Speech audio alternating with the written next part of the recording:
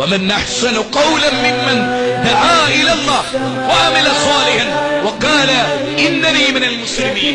അല്ലാഹുവിലേക്ക് ജനങ്ങളെ ക്ഷണിക്കുകയും അമൽ സ്വാലിഹാത്ത് ചെയ്യുകയും ലോകത്തെ എഴുന്നേറ്റ് നിന്ന് ഞാൻ മുസ്ലിങ്ങളിൽപ്പെട്ടവനാകുന്നു എന്ന് ഉച്ചൈസ്തരം പ്രഖ്യാപിക്കുന്നതിനേക്കാൾ നല്ല വാക്ക് പറഞ്ഞവൻ ആരുണ്ട്?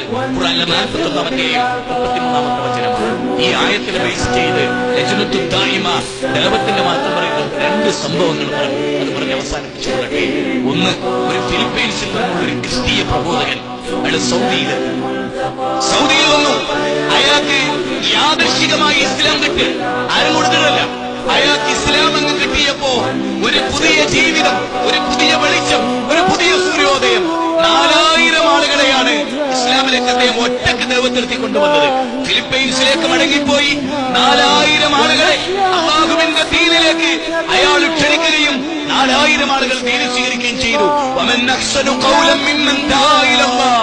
അല്ലാഹുവിലേക്ക് ക്ഷണിക്കുന്നവനേക്കാൾ നാൽക്കവലകളിൽ, ഉഖാദകളിൽ, മജാസുകളിൽ, മജന്നകളിൽ, കടപ്പുറത്ത്, അതുപോലെ ടൂറിസ്റ്റ് കേന്ദ്രങ്ങളിൽ, ലോകത്ത് മനുഷ്യവാസമുള്ളയിടത്ത് അല്ലാഹുവിലേക്ക് ക്ഷണിക്കുക.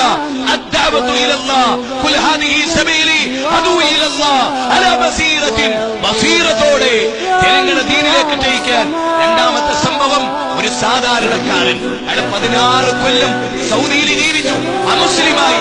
16 കൊല്ലം കഴിഞ്ഞ് വിസ എക്സ്പയറായി നാട്ടിലേക്ക് മടങ്ങി. യാദർശികമായ അയാൾക്ക് ഒരു വിസ കിട്ടുകയാണ് ഇസ്ലാമിലേക്കും അതോടൊപ്പം സൗദിയിൽ ചെന്ന് വലിയൊരു ഹോട്ടലിലെ മെയിന്റനൻസ് വർക്ക് തീർക്കുന്ന ആളായി അയാൾക്ക് ജോലി കിട്ടി. അങ്ങനെ ഹോട്ടലിലെ റൂമിൽ വാതിലടച്ച് ആ ഹോട്ടൽ നന്നാക്കാനിടയിൽ അവിടുത്തെ ടീപ്പോയിൽ ഒരു ലഘുലേഖ വെച്ചിരിക്കുന്നു. അതിന്റെ തലേ ദിവസം താമസിച്ച ഏതോ ഒരു ഇസ്ലാമിക പ്രബോധകൻ ആ ലഘുലേഖ ആരുമില്ലാത്ത ശീതീകരിച്ച ആ റൂമിലിരുന്ന് ഈ അമുസ്ലിം വായിക്കുകയാണ്. വായിച്ചു തീർന്ന ഉടനെ ഇസ്ലാം ആരും അറിയാതെ മനസ്സിൽ അദ്ദേഹം പ്രഖ്യാപിക്കുകയാണ്. ഉടനെ തന്നെ അദ്ദേഹം അച്ഛനെ വിളിക്കുന്നു, അമ്മയെ വിളിക്കുന്നു, ഇസ്ലാമിന്റെ മാറ്റം പറയുന്നു. അമ്മ ഇസ്ലാം സ്വീകരിക്കുന്നു, അച്ഛൻ ഇസ്ലാം സ്വീകരിക്കുന്നു, ഭാര്യ സ്വീകരിക്കുന്നു, മക്കൾ സ്വീകരിക്കുന്നു. എന്നിട്ട് അയാൾ പറയുന്ന ഒരു കാര്യമുണ്ട്, നാഥ, ഈ ഹോട്ടലിന്റെ ആരുമില്ലാത്ത റൂമിൽ ഈ ലഘുലേഖയാണല്ലോ എനിക്ക് വെളിച്ചമായത്. ഈ ലഘുലേഖ ഇവിടെ വെച്ച മനുഷ്യൻ അറിഞ്ഞില്ല ഞാൻ ഇസ്ലാം സ്വീകരിച്ചത്, എന്റെ അമ്മ ഇസ്ലാം സ്വീകരിച്ചത്, എന്റെ ഭാര്യ ഇസ്ലാം സ്വീകരിച്ചത്. നാഥ, നാളെ പരലോകത്ത് ആ മനുഷ്യൻ അവിടെ വരും. അപ്പോൾ അയാൾ മനസ്സിലാക്കും ആ ലഘുലേഖയുടെ മാറ്റം. സഹോദരങ്ങളെ, കോട്ടയം ജില്ലയിലെ ഒരു പ്രദേശത്ത് ഒരു മൂപ്പൻ, ഒരു ആദിവാസി മൂപ്പൻ ഒരൊറ്റ ലഘുലേഖ വായിച്ച് ഇസ്ലാം സ്വീകരിച്ച് 40 പേരാണ് ഇസ്ലാം സ്വീകരിച്ചത്. അതേ ആ നാട്ടിൽ പള്ളി ഉണ്ടാക്കാൻ എനിക്ക് യാത്ര പോകേണ്ടി വന്നിട്ടുണ്ട്. സഹോദര, ദൈവത്തിന്റെ മാഹാത്മ്യം, യുവാക്കളെ, ദൈവത്തിന്റെ മാഹാത്മ്യം, ചരിത്രത്തിന്റെ തീജ്വാലയായി മാറേണ്ട യൗവനം സിനിമയുടെ മുമ്പിൽ ഹോമിച്ചു പോയവരെ,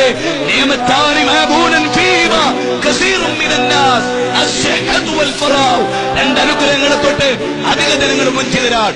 ഈ സദസ്സിലിരിക്കുന്ന യുവാക്കളെ, മരണം വരുന്നതിന് മുമ്പ് പശ്ചാത്തപിച്ച് മടങ്ങിക്കോളൂ.